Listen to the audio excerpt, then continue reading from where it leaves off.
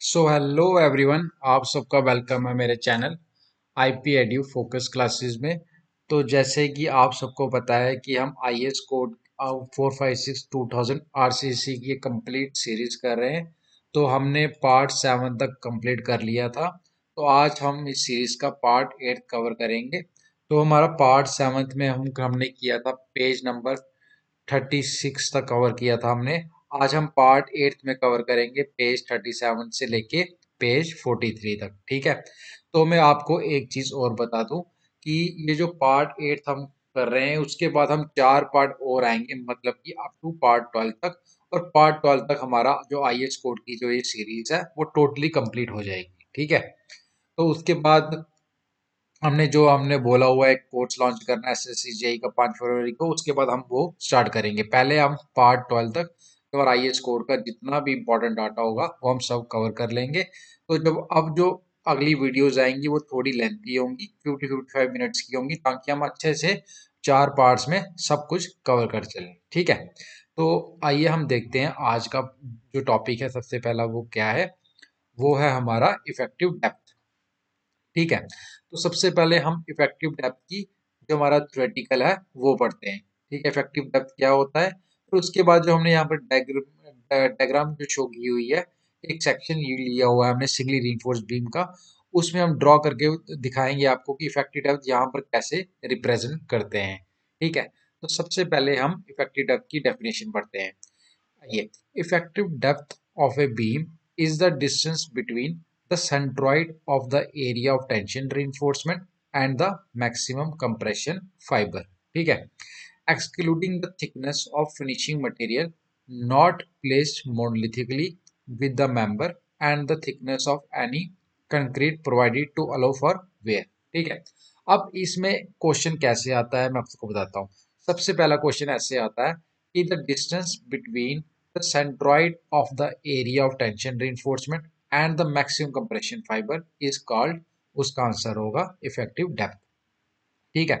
एक क्वेश्चन तो ऐसे आता है। दूसरा आता है कि effective depth of a beam is the distance between the maximum compression fibre and, आगे ऑप्शन दिए होंगे, तो उसमें हमारा आंसर होगा centroid of the area of tension reinforcement. ठीक है। तो ये जो मैंने रेड मार्क किया हुआ है ना, तो ये काफी इंपॉर्टेंट है। ये तो आपको याद रखना ही रखना है। ये जो आगे जो स्टेटमेंट है एक्सक्लूडिंग से जो है वेयर तक, ये भी आपको याद रखनी है। लेकिन जो यहाँ से लेके ना इफेक्टिव डेप्थ से लेके कंप्रेशन फाइबर तक, ये मोस्ट इंपॉर्टेंट है। ये आपको याद रखनी ही रखनी है। ठीक है। आई होप अब आपको इफेक्टिव डेप्थ की थ्योरेटिकल जो मैंने डेफिनेशन बताई है वो आपको समझ आ गई होगी। अब आपको और अच्छे से समझ आएगी जब मैं यहाँ पर डायग्राम में बताऊंगा। ठीक है। तो आइए मैं बताता हूँ डायग्राम में आपको। तो देखिए, सबसे पहले जो है हमने ये सेक्शन लिया हुआ है सिंगली रीइंफोर्स्ड बीम का। ठीक है। अब सिंगली रीइंफोर्स्ड बीम क्या होता है, डबली रीइंफोर्स्ड बीम क्या होता है, ये हम जब हम आरसीसी के लेक्चर्स करेंगे तो मैं आपको अच्छे से कवर कराऊंगा कि सिंगली रीइंफोर्स्ड बीम क्या होता है और डबली रीइंफोर्स्ड बीम क्या होता है। ठीक है। अभी हम जो इफेक्टिव डेप्थ जो हम पढ़ रहे हैं उसका देखेंगे हम इस सेक्शन के अंदर।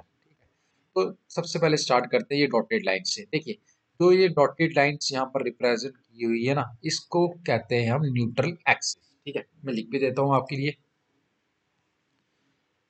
एक मिनट, मैं लिख देता हूँ आपके लिए ये।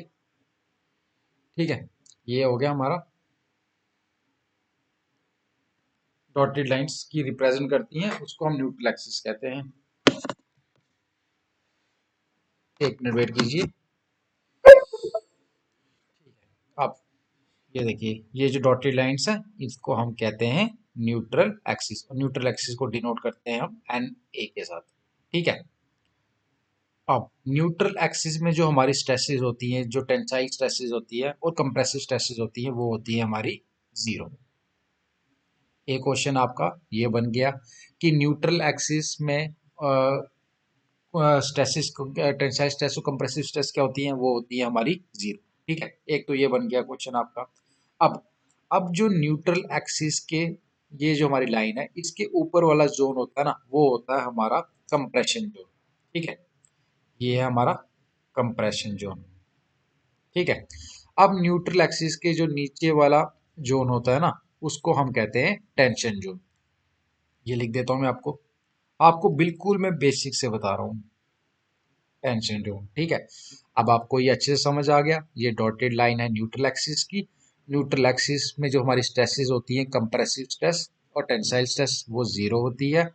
न्यूट्रल एक्सिस का जो ऊपर वाला जोन होता है उसको हम कहते हैं कंप्रेशन जोन, और जो न्यूट्रल एक्सिस के जो नीचे वाला जोन होता है उसको हम कहते हैं टेंसाइल जोन। ठीक है, अब अब हमने बताना है इफेक्टिव डेप्थ का। देखो मैं यहाँ पर सपोज कर रहा हूँ 3 नंबर ऑफ बार्स है हमारे यहाँ पर। ठीक है, यहाँ पर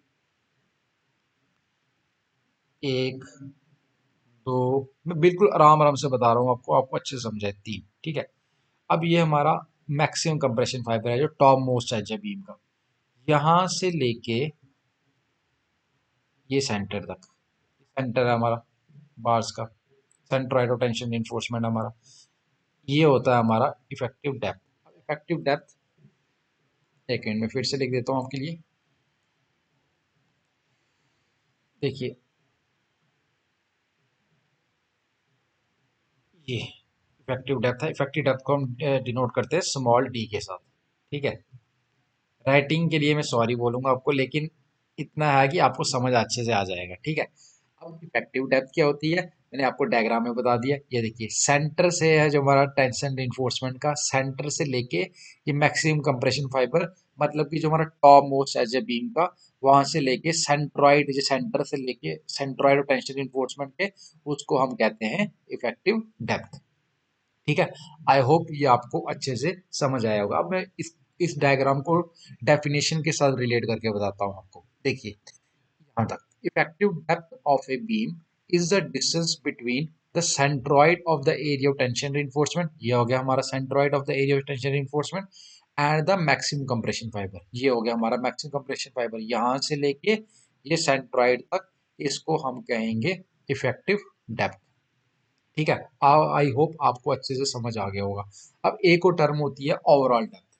ठीक है, ओवरऑल डेप्थ बताता हूँ आपको मैं। ये देखिए इधर ही बता देता हूँ।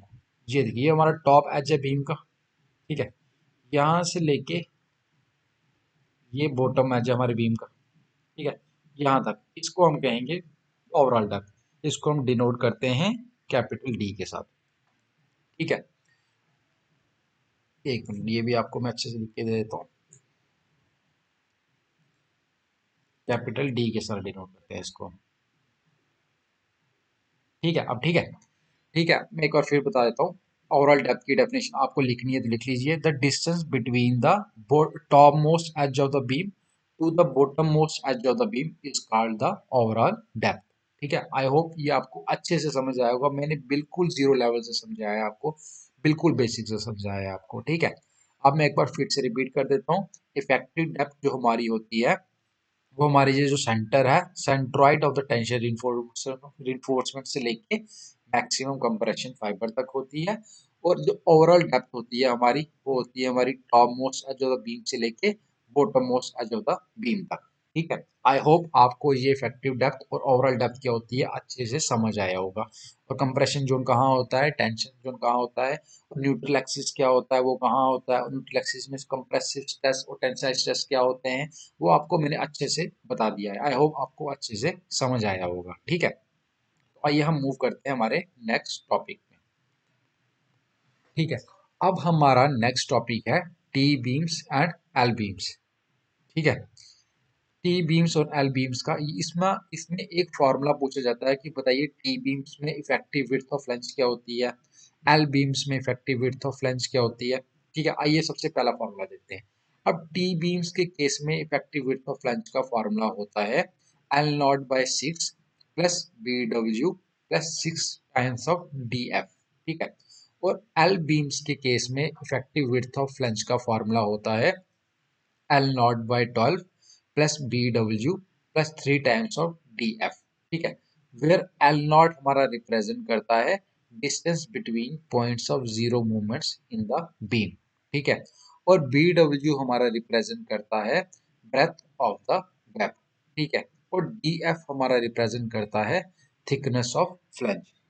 ठीक है, अब एल बीम में जो हमारा इफेक्टिव विड्थ ऑफ फ्लैंज का फॉर्मूला होता है वो होता है L not by 12 plus B W plus 3 times of D F. ठीक है, अब इसमें क्वेश्चन कैसे आता है, देखिए एक तो क्वेश्चन आपका बनता है कि टी बीम्स और एल बीम में इफेक्टिव विड्थ ऑफ फ्लैंज का फॉर्मूला बताइए। ठीक है, दूसरा क्वेश्चन कैसे बनता है, इंजीनियरिंग सर्विस एग्जाम में एक क्वेश्चन आया था, सेम फॉर्मूला दिया था, अब उन्होंने पूछा था एल नॉट क्या रिप्रेजेंट करता है वो बताइए।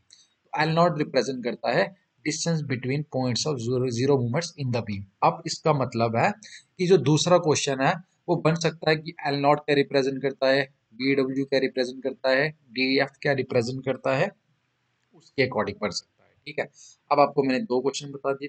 तीसरा क्वेश्चन बन सकता है कि आपको इनकी वैल्यूज दी हो तो आपको बोले कि इसका इफेक्टिव विड्थ ऑफ फ्लैंज निकालिए, मतलब कि न्यूमेरिकल। तीसरा न्यूमेरिकल बन सकता है इसमें से। ठीक है, अब आपको मैंने तीनों बता दिए। ठीक है, अब सेम केस है हमारा आइसोलेटेड बीम्स के लिए, मतलब कि आइसोलेटेड टी बीम और आइसोलेटेड एल बीम। ठीक है, आइसोलेटेड टी बीम में जो इफेक्टिव विड्थ ऑफ लेंथ की जो वैल्यू होती है वो होती है L not upon L not by B plus four plus B W, और एल बीम में होती है 0.5 L not upon L not by B plus four plus B W. ठीक है, आई होप आपको ये समझ आ गया होगा। अब इसमें आपको एक तो मैंने आपको बता दिया तीन क्वेश्चन कैसे बनते हैं, अब एक इंपॉर्टेंट पॉइंट है इसमें, ये वाला नोट जो लिखा हुआ है ये चीज आप पढ़िए। For continuous beams and frames L naught may be assumed as 0.7 times effective span, मतलब कि यहाँ 0.5 है। अब कॉन्टिन्यूस बीम्स और फ्रेम के केस में एल नॉट को हम अज्यूम करते हैं 0.7 टाइम्स द इफेक्टिव स्पैन। तो ये क्वेश्चन ऑलरेडी एग्जाम में आया हुआ है, तो आपको ये भी याद रखना है। ठीक है, आई होप ये आपको टी बीम और एल बीम वाला जो टॉपिक है अच्छे से समझ आया होगा। ठीक है, तो हम चलते हैं अब नेक्स्ट स्लाइड में।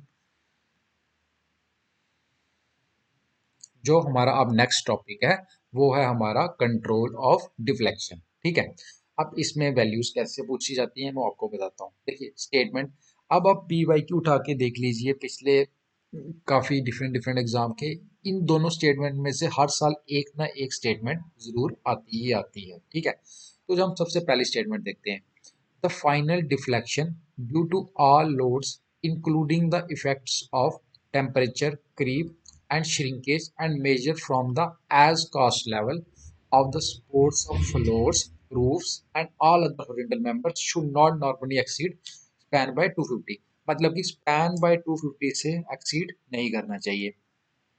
ठीक है, अब सेम जो अगली डेफिनेशन अगली स्टेटमेंट है, the deflection including the effects of temperature, creep and shrinkage occurring after erection of partitions and the application of finishes should not normally exceed span by 350 or 20 mm whichever is less। ठीक है, अब इसमें question कैसे बनता है मैं आपको बताता हूँ। सेम पूरी स्टेटमेंट दी होगी, आपको लास्ट में ये वैल्यू पूछ लेंगे फाइनल डिफ्लेक्शन की। इसमें भी ये सेम स्टेटमेंट दी होगी, आपको ये वैल्यू पूछ लेंगे फाइनल डिफ्लेक्शन की। अब ये आपको रिमेंबर कैसे रखना है, देखिए एक तो है कि आप दो तीन बार खुद स्टेटमेंट पढ़ोगे, आपको याद हो जाएगा कि इसकी वैल्यू इतनी होती है, इसकी वैल्यू इतनी होती है। दूसरा है कि आप पी वाई क्यू लगाएंगे ना, जब आप प्रैक्टिस करेंगे ना तो आप ये देखेंगे ये दो स्टेटमेंट है, ये हर एग्जाम में पूछी जाती है, काफी इंपॉर्टेंट है ये। तो तब आपको याद हो जाएगा। अब तीसरा मैं आपको बताता हूँ एक मेथड। ठीक है, देखिए अब ये मेरा मेथड है, मैं आपको अपने हिसाब से बता रहा हूँ। देखिए जब भी यहाँ पर एज कॉस्ट लेवल मेंशन हो ना, तब वहां पर फाइनल डिफ्लेक्शन की वैल्यू होती है स्पैन बाय 250। ये मैं अपने तरीके से बता रहा हूँ आपको। ठीक है, अब जब कहीं मेंशन हो after erection of partitions and the application of finishes, तब उसकी वैल्यू ये होती है स्पैन बाय 350 और 20 mm which ever is less. अब मैंने आपको अपना तरीका बता दिया कि मैंने बोला सॉरी, जब कास्ट लेवल की मेंशन होती है हमारी, तब हमारी वैल्यू होगी स्पैन बाय 250 और जब मेंशन होगा हमारा after erection of partitions and the application of finishes, तब हमारी वैल्यू होगी स्पैन बाय 350 और 20 mm which ever is less. ठीक है, आई होप आपको समझ आया होगा।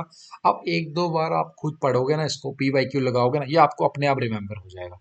लेकिन जो मैंने बताया ना एक बार, ये वाला पॉइंट, ये पॉइंट और ये पॉइंट, ये भी आप याद रखोगे ना, तब भी आपको अच्छे से पता चल जाएगा। आई होप ये आपको ये स्लाइड अच्छे से समझ आई होगी, ये काफी इंपॉर्टेंट है, इसको मैं स्टार मार्क कर देता हूँ क्योंकि ये हर एग्जाम में आया हुआ है। ठीक है, अब नेक्स्ट आई होप कि आप साथ साथ में अपनी नोटबुक में भी ये सारी चीजें उतार रहे होगे। ठीक है, अब जो नेक्स्ट डाटा है मैं आपको वो बताता हूँ। ये नेक्स्ट डाटा ये है हमारा वर्टिकल डिफ्लेक्शन लिमिट्स। ठीक है, the vertical deflection limits may generally be assumed to be satisfied provided that the span to the depth ratios are not greater than the values obtained as below। ठीक है, basic value of span to effective depth ratio for span up to 10 metre. अब देखिए, span को हम denote करेंगे L के साथ और इफेक्टिव डेप्थ को अभी मैंने बताया स्मॉल डी के साथ डिनोट करेंगे। अब इनकी वैल्यूज देखनी है जब हमारी स्पैन है up to 10 metre, up to 10 metre. उस केस में कैंटिलीवर की हमारी वैल्यू होती है 7, सिंपली सपोर्टेड की हमारी वैल्यू होती है 20 और कॉन्टिन्यूस की वैल्यू होती है हमारी 26। ठीक है, अब मैं आपको बताता हूँ इसमें क्वेश्चन कैसे आता है। देखिए, सेम स्टेटमेंट दी होती है कि बताइए basic value of span to factor depth ratio for span up to 10 metre in case of cantilever, उसका आंसर होगा 7। अगर पूछ लें सिंपली सपोर्टेड तब उसका आंसर होगा 20। अगर पूछ लें कॉन्टिन्यूस तब उसका आंसर होगा 26। ठीक है, आई होप आपको ये समझ आया होगा, ये स्ट्रेट फॉरवर्ड वैल्यू पूछी जाती है। ठीक है, अब ये तो था कि जब हमारी स्पैन की अबव 10 मीटर है, अप टू 10 मीटर। अब अगर हमारी स्पैन होगी अबव 10 मीटर तब वो वैल्यूज कैसे लेंगे हम, तब देखते हैं। अगर हमारी स्पैन अबव 10 मीटर है तो जो हमारी वैल्यूज है मेंशन इन ए पॉइंट, मतलब कि ये वैल्यूज वो हम मल्टीप्लाई करेंगे 10 बाय स्पैन के साथ मीटर्स, एक्सेप्ट कैंटिलीवर के साथ नहीं करेंगे, except for cantilever in which case deflection calculation should be made. अब मैं आपको एक फ्लो चार्ट बना के समझाता हूँ। ठीक है, देखिए, अगर हमारी value span up to 10 metre है, स्पैन अप टू 10 मीटर है, तब तो हम ये वैल्यू लेंगे। अगर हमारा स्पैन 10 मीटर से ज्यादा हो जाता है तब जो ये वैल्यूज हैं उसको हम मल्टीप्लाई करेंगे 10 बाय स्पैन से। स्पैन हमको क्वेश्चन में मेंशन होगा। ठीक है, उसके हिसाब से उसका आंसर आएगा। लेकिन जो ये कंडीशन है ना, जो मल्टीप्लाई करेंगे 10 बाय स्पैन, ये हमारी कंडीशन कैंटिलीवर के केस में नहीं लगती है। कैंटिलीवर के केस में हम केस डिफ्लेक्शन कैलकुलेशंस करते हैं। ठीक है, अब मैं ये आपको फ्लो चार्ट बना देता हूँ यहाँ, तो अब आपको याद रह जाएगा। देखिए, मैं आपको बताता हूँ 10 बाय स्पैन के साथ मल्टीप्लाई करते हैं हम। ठीक है, अब ये किस किस केस में एप्लीकेबल होता है, ये एक होता है हमारा सिंपली सपोर्टेड के बीम में और एक कॉन्टिन्यूस में। कैंटिलीवर में एप्लीकेबल नहीं होता है। यहाँ पर क्रॉस मार्क कर देते हैं, यहाँ पर सिंपली सपोर्टेड को टिक कर देते हैं और कॉन्टिन्यूस को भी टिक कर देते हैं। आई होप अब आपको ये अच्छे से समझ आ गया होगा। देखिए, इसमें से एक क्वेश्चन तो आपको मैंने बता दिया सीधा वैल्यूज बनती हैं, और 10 बाय स्पैन में से ये बन सकता है कि ये कौन से फैक्टर किस चीज से हम मल्टीप्लाई नहीं करते, वो कैंटिलीवर के केस में नहीं करते हम। ठीक है, कैंटिलीवर के केस में नहीं बंद करते, और इसका ना न्यूमेरिकल आता है, वो हम डिटेल में देखेंगे जब हम PYQ करेंगे कि इसका न्यूमेरिकल कैसे आता है, तब आपको इसका कंसेप्ट और अच्छे से क्लियर होगा। अभी फिलहाल जो मैं थ्योरेटिकल डाटा बता रहा हूँ वो आपको रिमेम्बर होना चाहिए, कि ताकि जब हम न्यूमेरिकल सॉल्व करें तो ये थ्योरेटिकल डाटा आपको रिमेम्बर हो कि हाँ ये वैल्यू ऐसी है, कि इसका फॉर्मूला था 10 बाय स्पैन, ये कैंटिलीवर में नहीं लगता, तो ये आपको अच्छे से पहले याद होना चाहिए। ठीक है, आई होप ये आप स्लाइड आपको अच्छे से समझ आई होगी। ठीक है, तो हम नेक्स्ट स्लाइड की तरफ बढ़ते हैं।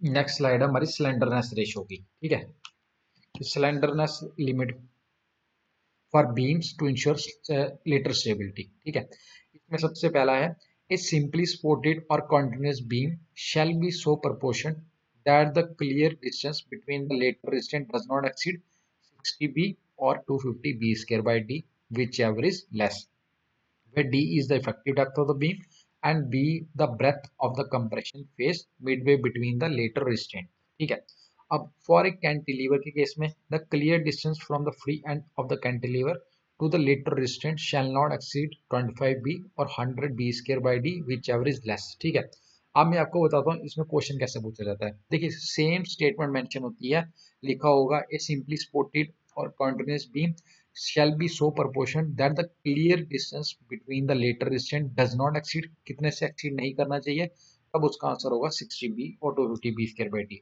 ठीक है, तब उसका ये आंसर होगा। ठीक है, अगर आपसे कैंटिलीवर के केस में पूछता है, ये केस था सिंपली सपोर्टेड और कॉन्टिन्यूअस बीम का, ये आपको एज इट इज स्टेटमेंट याद रखनी है। क्या पूछेंगे क्या, ये पूछेंगे। Clear distance between the lateral restraint, ये कितने से एक्सीड नहीं करना चाहिए, ठीक है। अब नेक्स्ट है कैंटिलीवर का केस, ये हमारा, इसमें भी यही है, the clear distance from the free end to the lateral restraint कितने से एक्सीड नहीं करना चाहिए, वो है हमारा ये 25 बी और 100 B square by D which less. और ये different different state A JE SSC के एग्जाम में भी ये क्वेश्चन आया हुआ है। सेम क्वेश्चन पूछते हैं, या तो आपको सिंपली स्पोर्टेड की कंडीशन पूछ लेंगे, या कॉन्टिन्यूस बीम की कंडीशन पूछ लेंगे, या कैंटिलीवर की पूछ लेंगे और बोल देंगे कि क्लियर डिस्टेंस है हमारा जो बिटवीन द लेटर डिस्टेंस कितने से एक्सीड नहीं करना चाहिए। In case of simply supported beam बताइए, in case of continuous beam बताइए, इन केस ऑफ कैंटिलीवर बताइए, तब आपको ये स्टेटमेंट पता होनी चाहिए, ठीक है। ये जो दोनों पॉइंट्स हैं ये काफी इंपॉर्टेंट है, ये हमारा पॉइंट 1 है और ये हमारा पॉइंट 2 है। ये आपको दोनों पॉइंट्स अच्छे से याद होने चाहिए। आई होप आप अपनी कॉपी में साथ साथ में ये स्टेटमेंट्स नोट कर रहे हैं। आप एक अच्छे से आईएएस कोड की एक कॉपी बना लीजिए, फिर आपको और किसी बुक को देखने की ज़रूरत नहीं होगी, आपको आईएएस कोड की बुक भी देखने की ज़रूरत नहीं होगी, क्योंकि मैं इतने अच्छे से आपको हर एक टॉपिक कवर करा रहा हूँ, जो जो इम्पोर्टेंट है मैं आपको सब चीज़ें बिल्कुल आराम से और अच्छे से कवर करा रहा हूँ, ठीक है। आई होप आपको ये स्लाइड भी अच्छे से समझ आई होगी। अब नेक्स्ट स्लाइड की तरफ देखते हैं।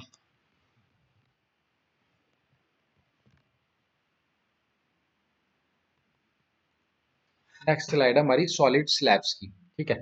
अब ये टॉपिक है, अब इसमें क्या लिखा हुआ देखते हैं। For slab spanning in two direction the shorter of the two spans should be used for calculating the span to effective depth ratios, ठीक है।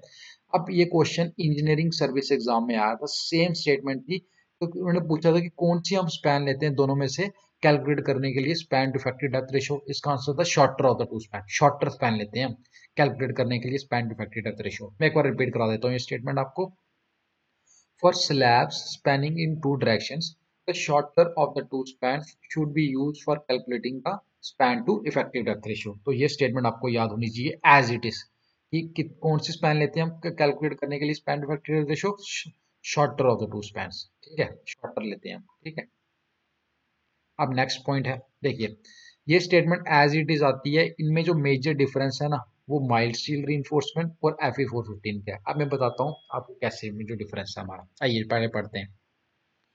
For two-way slabs of shorter spans up to 3.5 meter with mild steel reinforcement, the span to overall depth ratios given below may generally be assumed to satisfy vertical election limits for loading class up to 3 kN per meter square। मतलब कि इस case में हमने निकालना है span to overall depth ratio, ठीक है। अब ये सबसे पहला केस होता है हमारा माइल्ड स्टील रीइंफोर्समेंट का, जिसको हम बोलते हैं Fe।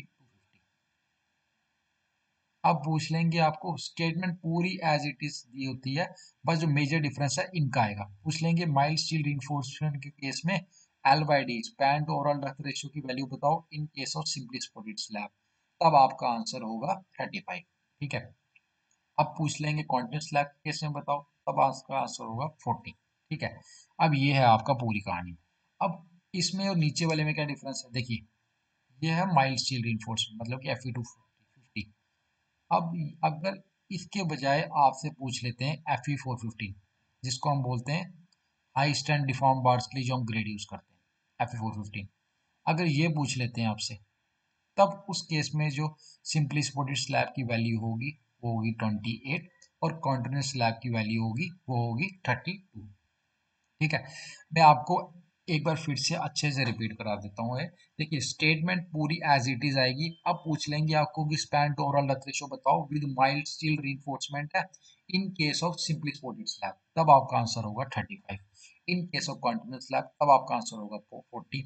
अब पूछ लें कि span to overall depth ratio बताओ जब हमारा हाई स्टैंड डिफॉर्म बार है जिसका ग्रेड है Fe415, या तो ये लिखा होगा Fe415 या लिखा होगा हाई स्टैंड डिफॉर्म बार, तब उस केस में आपकी स्लैब की वैल्यू होगी 28, कॉन्टिन्यूस स्लैब की वैल्यू होगी 32। अगर आप एक वैल्यू याद करोगे ना दूसरी आपको ऑटोमेटिकली याद हो जाएगी। कैसे, मैं बताता हूँ। देखिए एक आपने याद कर ली ना कि 35 और 40 है। अब जो हमारी डिफॉर्म बार्स की जो होती है ना वो वैल्यू होती है, मल्टीप्लाई करते हैं हम 0.8 के साथ, दोनों को 0.8 के साथ मल्टीप्लाई करेंगे तो हमारी जो डिफॉर्म बार्स की वैल्यू है वो आ जाएगी। ये देखिए 0.8 को 35 से किया है 28 आया है, 0.8 को 40 के साथ किया है और 32 आया है, ठीक है। आई होप आपको ये अच्छे से समझ आया होगा। ये देखिए यहाँ भी लिखा हुआ है मल्टीप्लाइड बाय 0.8। ये तो बिल्कुल बेसिक है, ये आपको याद होना ही होना चाहिए। मैंने आपको ये भी बता दिया इन दोनों में मेजर डिफरेंस क्या है। एक में माइल्ड स्टील रीइंफोर्समेंट है, एक में हाई स्ट्रेंथ डिफॉर्म बार है FE450। ठीक है। जब माइल्ड स्टील रीइंफोर्समेंट का केस आएगा तब सिंपली सपोर्टेड स्लैब की वैल्यू होगी 35 और कॉन्क्रीट स्लैब की वैल्यू होगी 40। अब जब हाई स्ट्रेंथ डिफॉर्म बार का केस आएगा जिसको हम FE415 भी कहते हैं, तब हमारी सिंपली सपोर्टेड स्लैब की वैल्यू होगी 28 और कॉन्क्रीट स्लैब की वैल्यू होगी 32। ठीक है। आई होप ये आपको अच्छे से समझ आया होगा। ये स्लाइड काफी इंपॉर्टेंट है। या आप एक टेबल बना के अच्छे से अपने कॉपी में नोट कर लीजिए। ठीक है। तो हम नेक्स्ट टॉपिक की तरफ बढ़ते हैं। नेक्स्ट टॉपिक है हमारा ये कुछ कॉलम के इंपॉर्टेंट पॉइंट्स हैं ये आपको याद होने चाहिए। ठीक है। आइए पढ़ते हैं। सबसे पहला क्या है। कॉलम और strut is a compression member the effective length of which exceeds 3 times the least lateral dimension. अब कॉलम और स्ट्रट हमारा एक कंप्रेशन मेंबर है। अब एक क्वेश्चन एग्जाम में आया हुआ है कि कॉलम क्या है, कंप्रेशन मेंबर है, टेंशन मेंबर है। इसका आंसर होता है कंप्रेशन मेंबर है। सेम पूछा है स्ट्रट क्या होता है, कंप्रेशन मेंबर होता है, टेंशन मेंबर होता है, स्ट्रट होता है कंप्रेशन मेंबर। तो ये मैं पॉइंट आपको बोलता हूँ ना साथ साथ में कि ये क्वेश्चन एग्जाम में ऐसे क्वेश्चन पूछा है कि आप नोट बना के एक बॉक्स बना के अपने जो जो पेज की मैं स्लाइड बताता हूँ उसी हिसाब से आप कॉपी में नोट कर लीजिए करिएगा। ठीक है। इस केस में जो इफेक्टिव लेंथ होती है हमारी वो एक्सीड करती है 3 times the least lateral dimension के साथ। ठीक है। अगर हमारी इफेक्टिव लेंथ जिसको हम LEFF के साथ डिनोट करते हैं एक्सीड नहीं करेगी 3 times ऑफ लेटरल डायमेंशन के, तब उस केस में हम उसको बोलेंगे पेडिस्टल। क्या बोलेंगे, पेडिस्टल। ये आपने कॉपी में नोट कर लीजिए। अब मैं डिफरेंस बता देता हूँ दोनों का। अगर हमारी इफेक्टिव लेंथ एक्सीड कर गई 3 times the least lateral dimension, उस केस में हम बोलेंगे कॉलम और स्टड। अगर हमारी एक्सीड नहीं की 3 times the least lateral dimension, उस केस में हम बोलेंगे पेडिस्टल। अब पेडिस्टल क्या होता है वो आपको मैं पूरा डिटेल में पढ़ाऊंगा जब RCC का लेक्चर पढ़ेंगे, कॉलम का जो चैप्टर आएगा, क्योंकि ये कॉलम के चैप्टर में है सारा कुछ। ठीक है। अब अनसपोर्टेड लेंथ की कुछ वैल्यूज होती हैं कॉलम के केस में, वो एग्जाम में आती हैं। वो देखते हैं सबसे पहली कंडीशन वो भी। ठीक है। आई होप ये पहला पॉइंट है आपको अच्छे से कवर हो गया होगा। ठीक है। अब देखते हैं। The unsupported length between and restraint shall not exceed 60 times the least lateral dimension of a column। अब क्वेश्चन सिंपल एग्जाम में आता है कि अनसपोर्टेड लेंथ बताओ जब हमारे एंड क्या है, रिस्ट्रेंड है, कितने से एक्सीड नहीं करती, 60 times the least lateral dimension of the column. ठीक है। ये पहला क्वेश्चन हो गया। अब दूसरा दूसरा पूछेंगे if in any given plane one end of a column is unrestrained. अब एक रिस्ट्रेंड है एक अनरिस्ट्रेंड है, उस केस में अनसपोर्टेड लेंथ की वैल्यू क्या होगी, उस केस में होगी 100 b² बाई d। ठीक है। देखिए मैं आपको फिर से रिपीट कर देता हूँ। अनसपोर्टेड लेंथ पूछेंगे जब हमारे एंड दोनों रिस्ट्रेंड होंगी, उस केस में वैल्यू होगी हमारी 60। ठीक है। अब जब हमारा एक कॉलम का एंड अनरिस्ट्रेंड होगा एक रिस्ट्रेंड होगा, उस केस में वैल्यू होगी अनसपोर्टेड लेंथ की 100 b² बाई d। ठीक है। अनसपोर्टेड लेंथ की। तो ये आप हल्के में मत लेना, ये एग्जाम में आए हुए हैं ये दोनों पॉइंट। तो ये आपको कॉपी में लिखने। ठीक है। अनसपोर्टेड लेंथ पूछेंगे, कंडीशन आपको मेंशन होगी या तो एंड रिस्ट्रेंड है दोनों, या एक अनरिस्ट्रेंड है एक रिस्ट्रेंड है। ठीक है। अब एक चीज और होती है मिनिमम एसेंट्रिसिटी निकालो कॉलम की, उसका ये फॉर्मूला होता है all column shall be design for minimum eccentricity equal to, ये फॉर्मूला है unsupported length of a column divide by 500 plus lateral dimension by 30। ठीक है। ये फॉर्मूला है हमारा subjected to a minimum of 20 mm, मतलब कि कम से कम मिनिमम वैल्यू 20 होनी ही होनी चाहिए, 20 से ज्यादा नहीं होनी चाहिए। ठीक है। अब मैं आपको अच्छे से समझाता हूँ, 1 मिनट वेट कीजिए।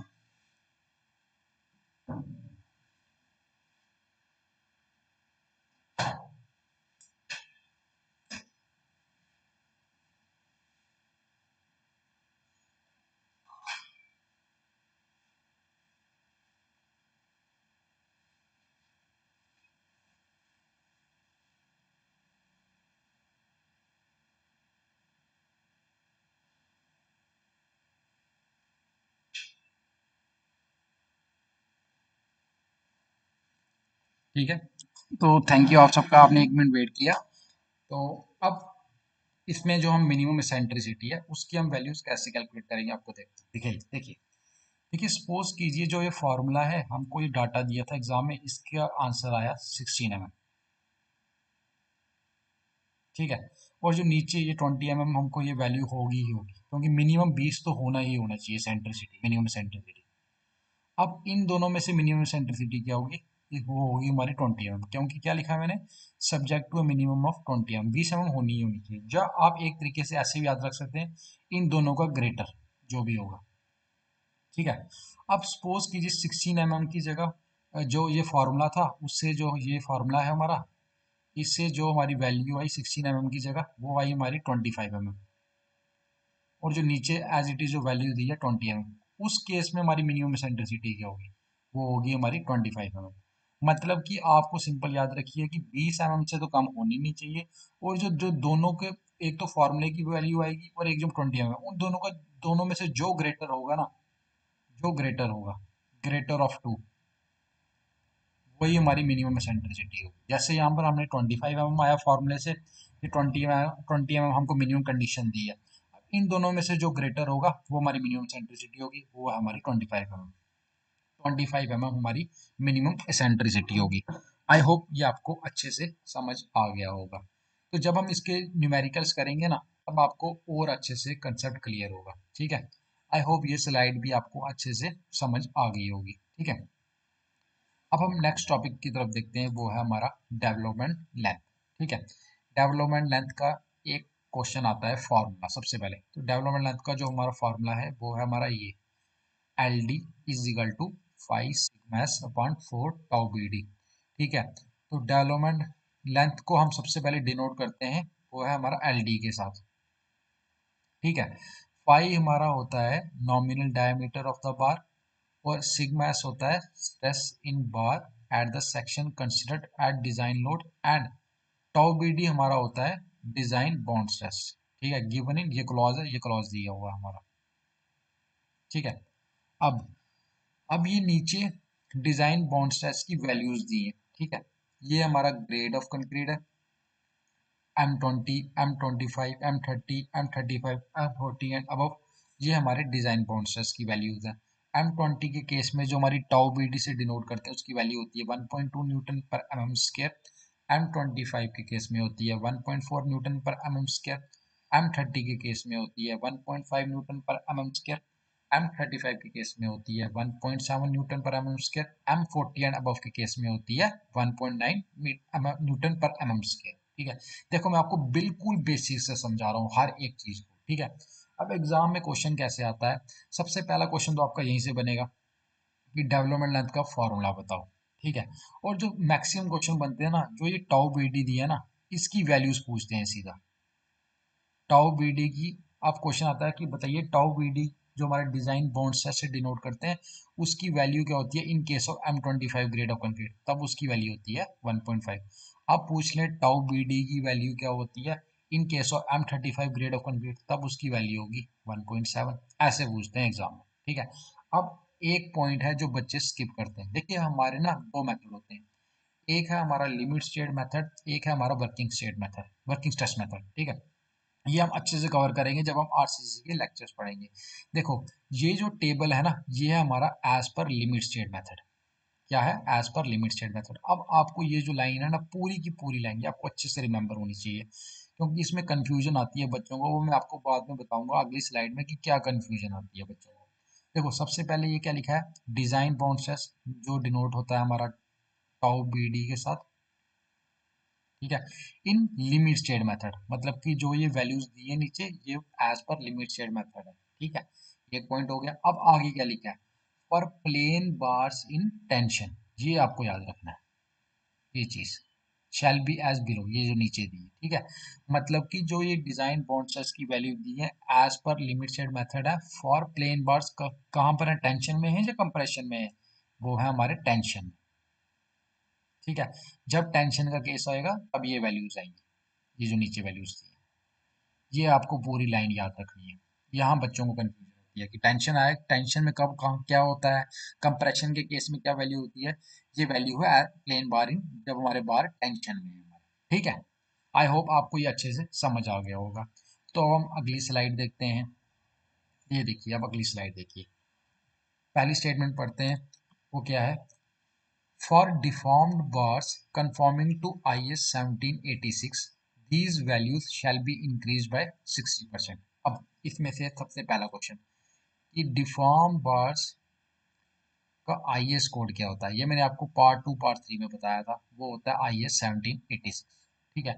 अब डिफॉर्म बार के केस में जो ये वैल्यूज होती है, कौन सी वैल्यूज? जो हमारी डिजाइन बॉन्ड स्ट्रेस की वैल्यूज है, वो इंक्रीज करते हैं हम 60% के हिसाब से, मतलब कि 60% इंक्रीज करते हैं। ये पहला पॉइंट बन गया, ये एग्जाम में आया हुआ है। ठीक है। अब ये कैसे इंक्रीज करते हैं मैं आपको वो भी दिखाता हूँ। देखिए, पीछे चलते हैं हम फिर से स्लाइड में। सपोज कीजिए हमने M20 लिया। ठीक है। अब M20 का सिंपल पूछा इन्होंने प्लेन बार का, कि मतलब कि बताइए design bond stress in limit state method और प्लेन बार इंटेंशन के, उस केस में M20 की वैल्यू क्या होती है? वो होती है 1.2। ठीक है, 1.2 न्यूटन पर एमएम स्क्वायर। अब ये ध्यान से देखना, इसमें न्यूमेरिकल एसएससी जेई में आ चुका है। आपसे पूछ लें कि डिजाइन बॉन्ड स्ट्रेस की वैल्यू बताओ as per limited method for deform bars, plain bar की जगह आ जाए डिफॉर्म बार्स, तब उस केस में M20 की वैल्यू क्या होगी? देखिए, सबसे पहले M20 की वैल्यू क्या है हमारी? 1.2। अब हमने क्या पढ़ा कि डिफॉर्म बार्स के केस में जो हमारी डिजाइन बॉन्ड स्ट्रेस की वैल्यू होती है, वो हम 60% से इंक्रीज कर देते हैं। ठीक है, कर दीजिए 60% से इंक्रीज। 1.2 इंटू 0.60, ये आ गया हमारा 0.72। अब 1.2, ठीक है, 0.72 ऐड कर दीजिए क्योंकि हमको इंक्रीज करना है, तो ये आ गया हमारा 1.92 न्यूटन पर एमएम स्क्वायर। तो ये आंसर हो गया हमारा। तो ऐसा न्यूमेरिकल बनता है एग्जाम में। एसएससी जेई पीवाईक्यू आया हुआ है, आप चेक कर लीजिए। आई होप अब आपको अच्छे से समझ आ गया होगा। देखिए, सिंपल पूछेंगे, प्लेन बार पूछेंगे, तब भी मैंने आपको बोला कि जो ये लाइन है ना, ये लाइन गेम चेंजिंग लाइन है। आप वैल्यूज तो याद कर लोगे कि M20 की वैल्यू कितनी होती है, M25 की कितनी है, M30 की कितनी है, लेकिन जो ऊपर वाली लाइन है ना, limit state method for plain bars कब आएगा, डिफॉर्म बार कब आएगा, इन टेंशन कब आएगा, इन कंप्रेशन कब आएगा, उसमें आप गलती कर दोगे। तो आपको ये लाइन अच्छे से याद होनी चाहिए। ठीक है। अब आपको डिफॉर्म बार्स के केस में न्यूमेरिकल कैसे निकालना है वो भी समझ आ गया, आई होप। ठीक है। अब मैं अगला पॉइंट पढ़ता हूँ। पहला पॉइंट तो आपको समझ आ गया। अब अगला देखिए, फॉर बार्स इन कंप्रेशन। देखिए, अब आ गया नहीं, वहां था पहले बार्स इन टेंशन, अब है बार इन कंप्रेशन। उस केस में देखिए, the values of bond stress for bar in tension shall be increase by 25%। देखिए, अब हम कितने परसेंट इंक्रीज करेंगे? 25%। अब मैं आपको वो भी बताता हूँ। देखिए, ये हमारी बार्स दी हैं टेंशन में। ठीक है। यहाँ पर भी M20 की एग्जांपल लेते हैं। M20 जब हमारा बार इन टेंशन होगा, प्लेन बार, तब उसमें वैल्यू क्या होती है? 1.2 न्यूटन पर एमएम स्क्वायर। अब उन्होंने बोल दिया टेंशन की जगह कंप्रेशन है, तब हम कितने परसेंट इंक्रीज करेंगे? 0.25। फिर से हमने करना है 1.2 इंटू 0.25, जो आंसर आएगा उसको हम ऐड ऑन कर देंगे, वो हमारा इंक्रीज हो गया 25% के हिसाब से, 25% के हिसाब से। आई होप आपको दूसरा पॉइंट भी समझ आ गया। ठीक है। तो ये जो टेबल है ना, जो ये लाइन है, इसको स्किप मत करना, इसको स्टार मार्क करना, ये आपकी गेम चेंजिंग लाइन है। ठीक है। काफी बच्चे तो वैल्यूज तो पढ़ लेते हैं, लेकिन जब बारी आती है ना ये कंफ्यूजन की, प्लेन बार है, डिफॉर्म बार है, प्लेन बार इन टेंशन है, बार इन कंप्रेशन है, उसमें कंफ्यूज हो जाते हैं, फिर वो स्टेटमेंट अच्छे से नहीं पढ़ पाते। ठीक है। आई होप आपको ये दोनों स्टेटमेंट, पहली स्टेटमेंट और दूसरी स्टेटमेंट, बहुत अच्छे से क्लियर हो गई होंगी, क्योंकि मैं बिल्कुल आराम से बता रहा हूँ आपको, अच्छे तरीके से बता रहा हूँ। अगर आपको कोई भी प्रॉब्लम होती है ना, तो आप कमेंट सेक्शन में लिखना, मैं हर एक बच्चे को रिप्लाई जरूर दूंगा। ठीक है। अब अगला टॉपिक देखते हैं, अगला पॉइंट क्या है, आइए। The development length of each bar of bundle bars shall be that for the individual bar increased by। अब डेवलपमेंट लेंथ हम कितने परसेंट, कितने बार पे इंक्रीज करते हैं? देखिए, सबसे पहले हम इंक्रीज करते हैं 10% फॉर 2 बार्स इन कॉन्टैक्ट, जब हमारे 2 बार्स होंगे कॉन्टैक्ट में। हम फिर 20% जब हमारे 3 बार होंगे इन कॉन्टैक्ट में। ठीक है। फिर हम करते हैं 33% जब हमारे 4 बार्स इन कॉन्टैक्ट में होंगे। ठीक है। अब ये क्वेश्चन सीधा एग्जाम में आया हुआ है कि बताइए डेवलपमेंट लेंथ की वैल्यू बताइए। ये पूरी स्टेटमेंट लिखी थी, जब हमारे दो बार से कॉन्टेक्ट में होंगे तब हम कितने परसेंट इंक्रीज करते हैं, तो हम इंक्रीज करते हैं 10%। अब जब हमारे तीन बार इन कॉन्टेक्ट में होंगे तो हम कितने परसेंट इंक्रीज करते हैं, तब हम करते हैं 20%। अब जब हम फोर बार इन कॉन्टेक्ट में होंगे तब हम कितने परसेंट इंक्रीज करते हैं, वो हम करते हैं 33%। ठीक है, आई होप आपको अच्छे से ये समझ आया होगा ये पॉइंट भी। ये भी काफी इंपॉर्टेंट है, ये एग्जाम में आ चुका है। ठीक है, अब अगला है हमारा बैंड्स एंड हुक्स। ठीक है, bends and hooks shall conform to IS 2502। अब मैंने पार्ट 2 और पार्ट 3 में आपको एक बताया था कि सबसे पहला क्वेश्चन कि बैंड्स और हुक्स का IS कोड क्या होता है, वो होता है हमारा IS 2502। ये आपका बन गया एक क्वेश्चन सबसे पहला। ठीक है, अब बैंड्स के केस में एनकरेज वैल्यू क्या होती है। ठीक है, same as it is statement आती है एग्जाम में, आपको जो मैंने रेड मार्क किया ना, बस आपको वो याद रखना है। ठीक है, अब पढ़िए, the anchorage value of bend, the anchorage value of bend shall be taken as 4 times the diameter of the bar for each 45-degree bend, subject to a maximum of 16 times the diameter of the bar। आपसे सीधा पूछ लेंगे बताइए anchorage value of bend shall be taken as, तब answer होगा 4 times the diameter of the bar। आगे भी लिखा होता है for each 45 degree bend subject to maximum कितना होगा, मैक्सिमम कितना होगा 16 times the diameter of the bar. ऐसे क्वेश्चन आता है। अब हुक्स के केस में पूछ लेंगे कि एनकरेज वैल्यू बताइए, the anchorage value of standard U type hook के केस में कितनी होती है, तब हम लेते हैं 16 times the diameter of the बार। ठीक है, मतलब कि जो द एनकरेज वैल्यू होती है स्टैंडर्ड यू टाइप हुक की, कितनी होती है 16 times the diameter of the bar. ये simple as it is straightforward question आया हुआ है कि बताइए the anchorage value of a standard U type hook shall be equal to, option थे 16 times the diameter of the bar, 12 times the diameter of the bar, 13 times the diameter of bar, 14 times the diameter of bar. इसका answer था 16 times the diameter of the बार। ठीक है, I hope आपको ये question भी अच्छे से समझ आ गया होगा। ठीक है, तो ये स्लाइड आपको आई होप अच्छे से समझ आ गई है। ये हमारा बैंड्स एंड हुक्स वाला टॉपिक भी कवर हो गया। ठीक है, अब हम अगले टॉपिक की तरफ बढ़ते हैं, जो है हमारा पॉजिटिव मूवमेंट रीइंफोर्समेंट और नेगेटिव मूवमेंट रीइंफोर्समेंट और कर्टेलमेंट ऑफ बंडल बार्स। ठीक है, सबसे पहले पढ़ते हैं पॉजिटिव मूवमेंट रीइंफोर्समेंट। अब इसमें से क्वेश्चन कैसे आता है, आप सबसे पहले स्टेटमेंट पढ़िए, मैं आपको स्टेटमेंट बताता हूँ, फिर आपको क्वेश्चन बताता हूँ कैसे आता है। देखिए, मैं आपको पढ़ाता ही उस तरीके से हूँ कि पहले तो मैं आपको स्टेटमेंट बताता हूँ, फिर आपको बताता हूँ कि इसमें से इस तरीके का क्वेश्चन बन सकता है। क्योंकि पहले मैं खुद PYQ एनालिसिस करता हूँ सारा, फिर देखता हूँ कि जो इसमें इंपॉर्टेंट डाटा है क्या क्या है और कितना आ चुका है और इसमें से क्या और आ सकता है, क्या ऐड ऑन कर सकते हैं एग्जाम में। ठीक है, उस हिसाब से आपको मैं टॉपिक चूज करके पढ़ाता हूँ। ठीक है, अब देखते हैं पॉजिटिव मूवमेंट रीइंफोर्समेंट का, आइए पढ़ते हैं। At least one third positive movement reinforcement in simple members and one fourth the positive movement reinforcement in continuous members shall extend along the same face of the member into the support to a length equal to LD/3। ठीक है, अब इसका मतलब है कि positive movement reinforcement की value होती है one third in case of simple member और वैल्यू होती है one fourth in case of continuous member. अब पहला क्वेश्चन तो ये बन गया आपका कि बताइए पॉजिटिव मूवमेंट रिइंफोर्समेंट की वैल्यू कितनी होती है in case of simple member, उसका आंसर होता है वन थर्ड। अब आप पूछ लें कि पॉजिटिव मूवमेंट रिइंफोर्समेंट की वैल्यू कितनी होती है in case of continuous member, उस केस में उसका आंसर होता है वन फोर्थ। दो क्वेश्चन बन गए ना आपके। ठीक है, अब आगे बढ़िए, shall extend along the same face of the member into support to a length equal to LD/3। अब ये हो सकता है कि आपको पूरी स्टेटमेंट दे दें, ये सारा कुछ लिखो, लास्ट में पूछें कि लेंथ कितने की इक्वल होती है, वो होती है हमारे LD/3। अब आपको एक ही स्टेटमेंट से मैंने देखिए तीन क्वेश्चन बता दिए कि कैसे पूछा जा सकता है। अब हम पढ़ते हैं अगली नेगेटिव मूवमेंट रीइंफोर्समेंट। ठीक है, नेगेटिव मूवमेंट रीइंफोर्समेंट में एक ही वैल्यू है, वो हमारी वन थर्ड हुई है। ठीक है, at least one third of the total reinforcement provided for negative movement for negative movement reinforcement at the support shall extend beyond the point of inflection for a distance not less than the effective depth of the member of 12 phi, phi हमारा diameter होता है, और 1/16 of the clear span whichever is greater। ठीक है, एक तो question बन गया कि बताइए नेगेटिव मूवमेंट रिइंफोर्समेंट की वैल्यू कितनी होती है, वो है वन थर्ड। एक तो पूरी स्टेटमेंट दे देंगे, लास्ट लास्ट में आपसे पूछ लेंगे beyond the point of inflection for a distance not less then the, फिर आएगा हमारा effective depth of the member of 12/5 और 1/16 of the period span which ever is greater.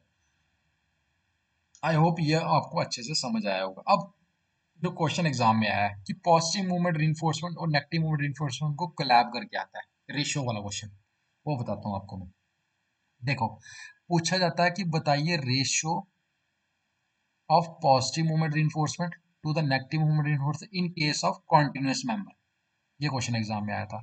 अब मैं आपको बताता हूँ पॉजिटिव मूवमेंट के केस में कॉन्टिन्यूअस मेंबर की कितनी वैल्यू होती है, अभी हमने पढ़ा, वो होती है 1/4।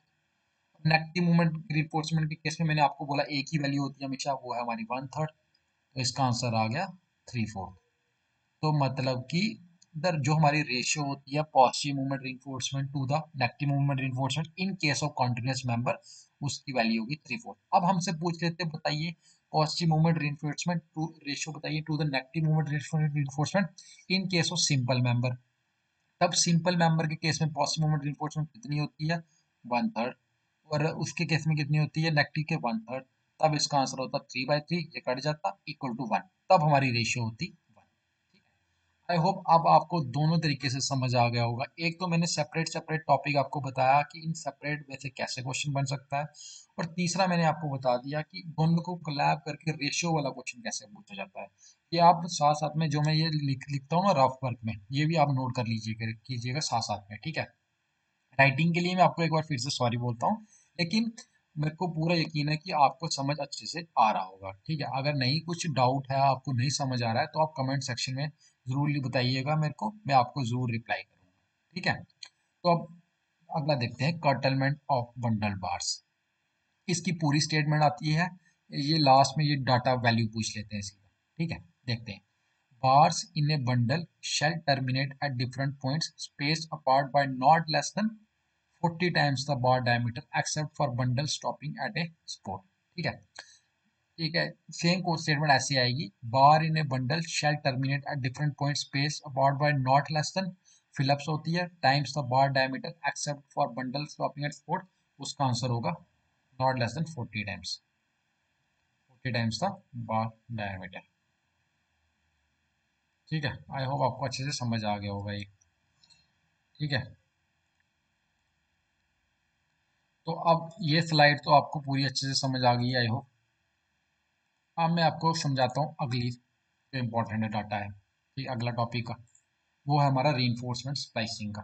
देखिए, इसमें भी ये पूरी स्टेटमेंट एज इट इज आती है। ये स्टेट ए के एग्जाम में एक बार क्वेश्चन आया था, ये फिलअप दी थी दोनों, फिलअप में पूछा था, मैं आपको बताता हूँ कैसे आया था। पूरी स्टेटमेंट आपको एज इट इज याद करनी है। reinforcement splicing. It is recommended that splices in flexure member should not be at section. वहाँ सेक्शन में नहीं होनी चाहिए जहाँ पर बेंडिंग मूवमेंट 50% से more than 50% of the moment और रेजिस्टेंस होती है, ठीक है। And not more than half the bar shall be splice at a section, ठीक है। अब ये स्टेटमेंट में क्वेश्चन कैसे आया था वो बताता हूँ आपको। लिखा था, it is recommended that splices in flexural members should not be at sections where the bending moment is more than Philip of the moment of resistance and not more than Philip shall be spliced at a section। तो एक film में आना था 50%, एक में आना था half the parts. तो ये एज इट इज स्टेटमेंट आपको याद करनी है, और जो मैंने रेड मार्क किया हुआ है ना, वो आपके लिए इंपॉर्टेंट है काफी, वो आपको याद करना ही करना है, ठीक है।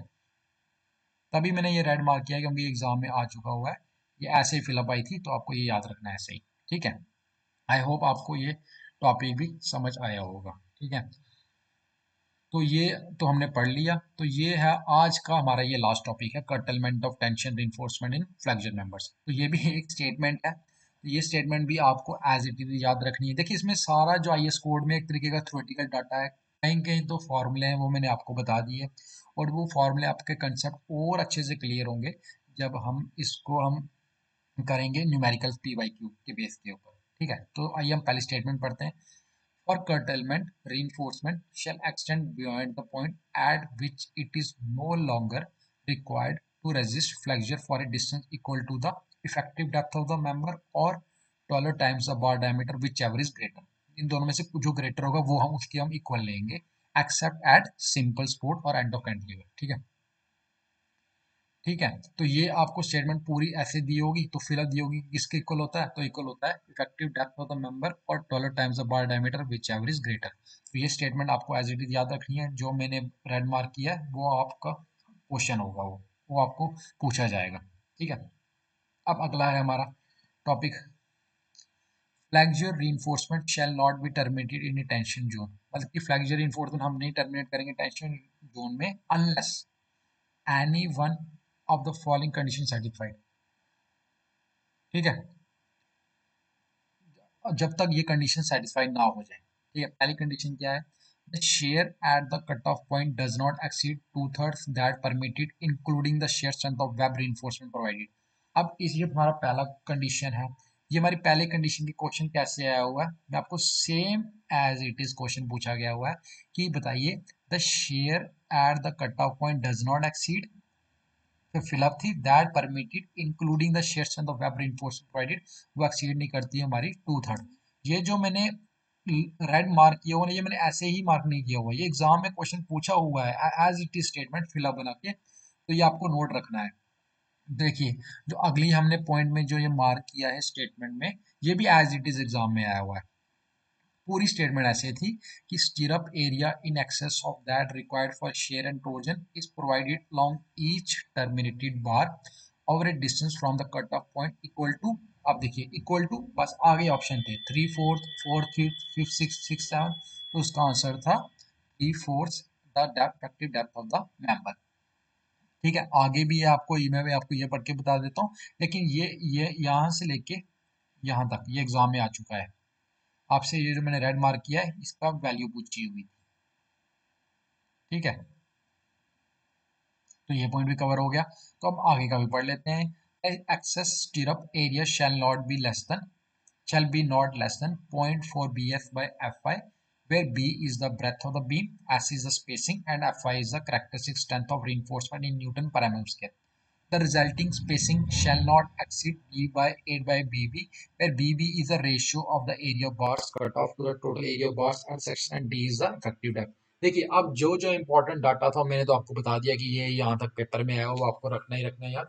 ये कुछ एक्स्ट्रा है, ये भी आपको याद रखना ही रखना है। ठीक है। अब लास्ट पॉइंट है हमारा, for 36 mm and smaller bars the continuing bars provide double the area required for flexor eight the cut off point and the share does not exceed 3/4 that permitted. वही है, ये स्टेटमेंट भी आपको as it is याद रखनी है। अब देखिए, जो तो समझाने वाला होता है वो मैं आपको समझा देता हूँ। अब जो स्टेटमेंट है एज इट इज, जिसकी वैल्यूज आई हुई है, वो मैं आपको बता देता हूँ कि वैल्यू तो आपको याद रखनी है एज इट इज। ठीक है। आई होप ये आपको अच्छे से समझ आ गया होगा। जो मैंने मार्क किया है रेड रेड से, वो आपको याद रखना ही रखना है, क्योंकि किसी ना किसी एग्जाम में आया ही हुआ है। ठीक है। तो ये आज का हमारा लास्ट टॉपिक था। तो आज हमने अच्छे से मैक्सिमम टॉपिक कवर किए हैं। सबसे पहले हमने इफेक्टिव डेप्थ कवर किया अच्छे से, आई होप आपको सबको समझ आया होगा। फिर हमने T beam and L beam के कुछ फॉर्मूले देखे। फिर हमने कंट्रोल एंड डिफ्लेक्शन का देखा। फिर कुछ वैल्यूज देखी वर्टिकल डिफ्लेक्शन लिमिट्स की। फिर हमने स्लेंडरनेस लिमिट की कुछ वैल्यूज देखी। फिर आगे ये हमने सब कुछ देखा है।